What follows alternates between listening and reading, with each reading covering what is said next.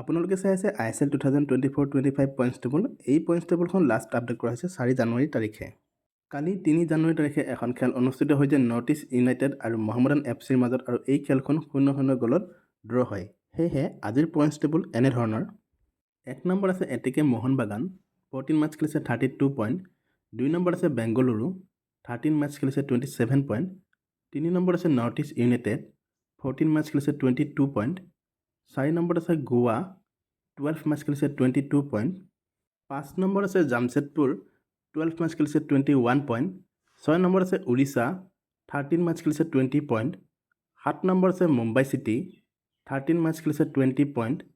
8 number আছে Punjab FC, 12 match খেলিছে 18 point. 9 number আছে চেন্নাইন FC, 14 মেচ খেলিছে 15 পইণ্ট। 10 নম্বৰ আছে কেৰালা ব্লাষ্টাৰ্ছ, 14 মেচ খেলিছে 14 পইণ্ট। 11 নম্বৰ আছে ইষ্ট বেংগল, 13 মেচ খেলিছে 14 পইণ্ট। 12 নম্বৰ আছে হায়দৰাবাদ, 14 মেচ খেলিছে 8 পইণ্ট।